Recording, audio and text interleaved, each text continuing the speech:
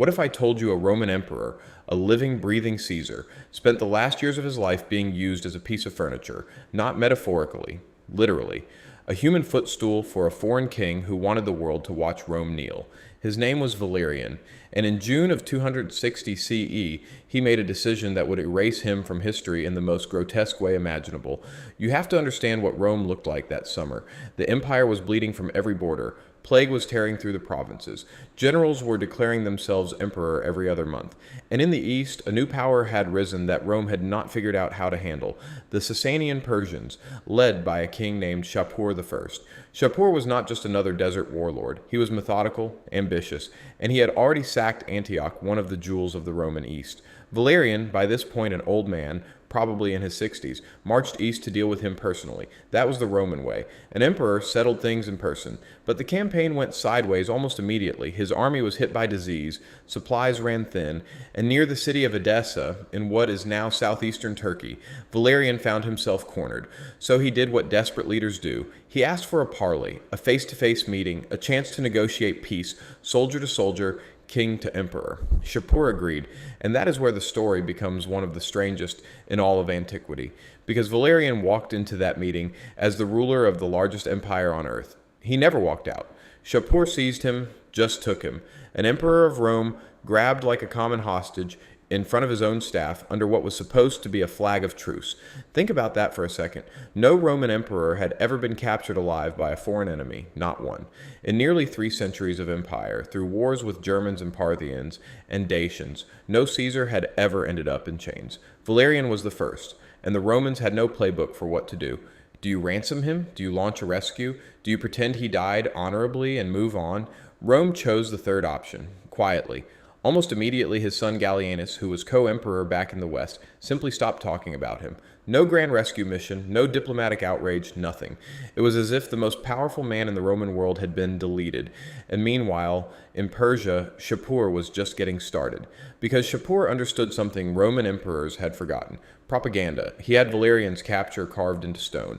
Massive rock reliefs at a place called Naqsh-e-Rustam, the ancient royal necropolis in what is now Iran. You can still see them today. Shapur on horseback, towering, regal, and there, kneeling before him, hands outstretched in submission, a Roman emperor, not just any Roman emperor, Valerian, by name, identified for eternity in carved stone, begging a Persian king for mercy.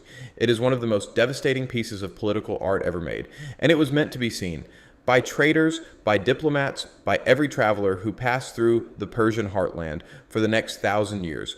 But the carvings are the part we can verify. What happened to Valerian himself? The actual man, the actual body, is where history gets dark and weird and disputed. The Christian writer Lactantius, working a few decades later, gave us the version that has haunted imaginations for 17 centuries. He claimed that Shapur used Valerian as a human footstool, that every time the Persian king wanted to mount his horse, he would summon the captured emperor, force him to bend down on all fours, and step on his back to climb into the saddle. Day after day, year after year, the ruler of Rome, on his hands and knees in the dirt, being stepped on by a king who wanted the entire court to watch.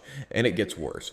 Lactantius says that when Valerian finally died, broken, humiliated, ancient by now, Shapur was not finished with him. He had the emperor's skin stripped from his body, dyed a deep imperial red, stuffed, and mounted in a Persian temple as a trophy, a taxidermied Caesar, displayed for visiting Roman ambassadors so they would know with their own eyes exactly what had happened to the man who once ruled them.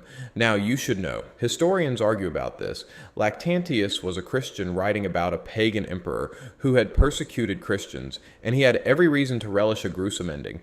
Some scholars think the footstool story is exaggerated, the skinning story possibly invented entirely, a piece of theological score settling dressed up as history. But here's the thing, even the more sober Roman sources, the ones with no Christian axe to grind, agree on the broad strokes. Valerian was captured, Valerian was humiliated, Valerian died in captivity, and Rome never got him back. Not his body, not his ashes, nothing. So what is the truth? Probably somewhere in the middle. Probably Valerian was paraded. Probably he was forced into ritual gestures of submission. Probably the footstool image started as a metaphor in Persian court propaganda and hardened over time into a story people believed was literal. The skin in the temple may be folklore, or it may not. And that ambiguity is exactly why the story refuses to die. Because think about what it meant for Rome. For 300 years, the empire had told itself a single story, that Caesar was untouchable, that the borders of Rome were the borders of civilization, that barbarians might raid, might kill, might even sack a city, but they could never lay hands on the emperor himself. He was the state.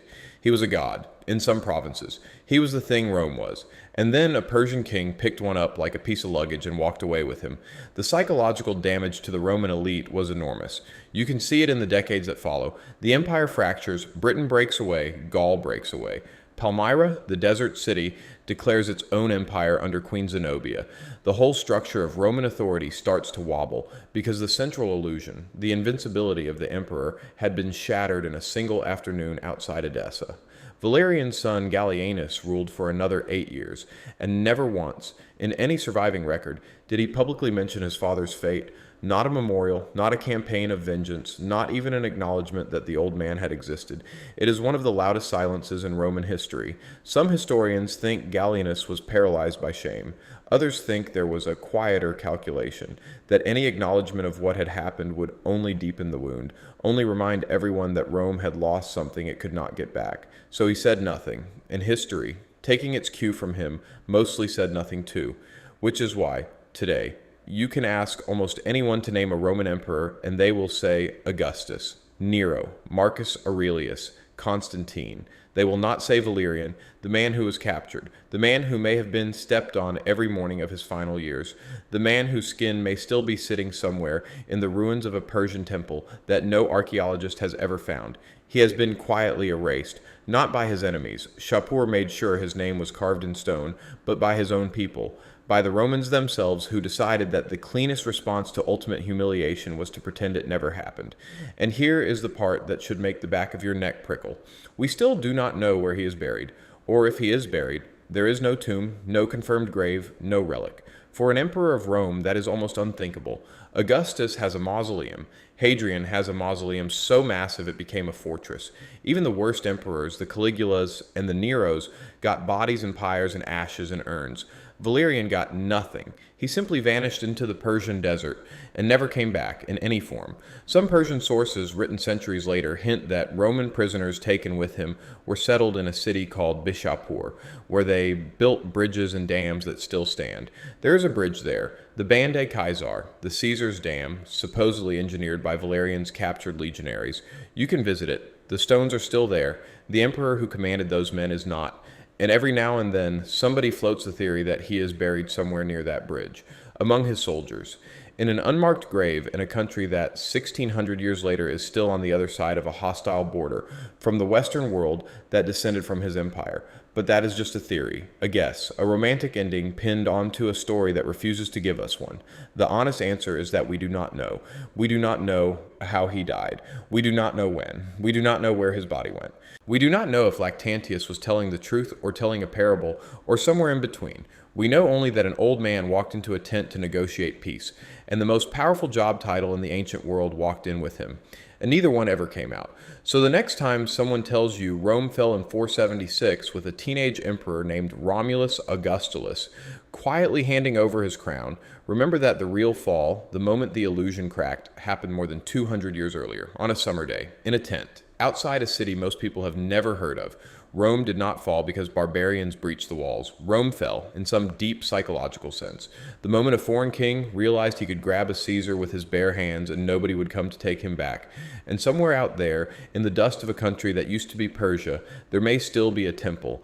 And in that temple, there may still be a relic. Red-dyed, carefully preserved, older than almost anything you have ever touched, or there may not be.